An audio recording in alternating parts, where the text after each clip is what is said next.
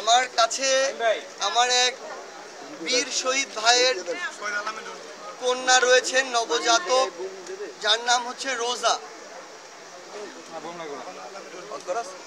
রোজা যখন মায়ের গর্ভে 6 মাস, তখন আমাদের শহীদ ভাই বীর শহীদ আলামিন ভাই, তাকে খুনি হাসিনার নির্দেশে খুন করা হয়েছে। আমার এই বীর শহীদ আলামিন রনি ভাইয়ের সন্তান রোজা, যে আসলে এই পৃথিবীতে আসার আগে জানতোই না যে তার বাবাকে আসলে খুনি হাসিনার নির্দেশে খুন করা হয়েছে। এবং আমার এই নিষ্পাপ বোন রোজা, সে এটা কোনোদিন হয়তো ওই গর্ভ থেকে কল্পনাও করেনি যে এই পৃথিবীতে আসার পরে যেই মানুষটির কোলে তিনি আশ্রয় নিতেন, যেই মানুষটি বাবা বাবা বলে তাকে কোলে নেওয়ার কথা ছিল, সেই মানুষটি আর নেই। সেই মানুষটিকে খুনি হাসিনার নির্দেশে খুন করা হয়েছে। ভাই, আমাকে না এই যে খুনি হাসিনার পক্ষে বিপক্ষে, খুনি হাসিনার ফ্যাসিস্ট রেজিমের পক্ষে বিপক্ষে যারা কথা বলছেন, তাদের একটা উত্তর দিতে হবে যে আমার এই বোন রোজা, মানে তার কি দোষ ছিল? কেন তিনি তার বাবাকে বাবা বলে ডাকতে পারবেন না?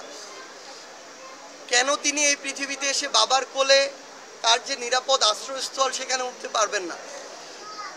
এগুলোর উত্তর ছাড়া, এগুলোর মীমাংসা ছাড়া আসলে এই বাংলাদেশে আর যাই হোক, ওই খুনিদেরকে আমরা প্রতিষ্ঠিত হতে আর দিব না। মানে আমার 2000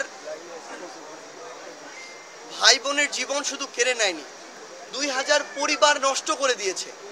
তাদের আজীবনের সকল স্বপ্নগুলোকে ধূলিসাৎ করে দেওয়া হয়েছে।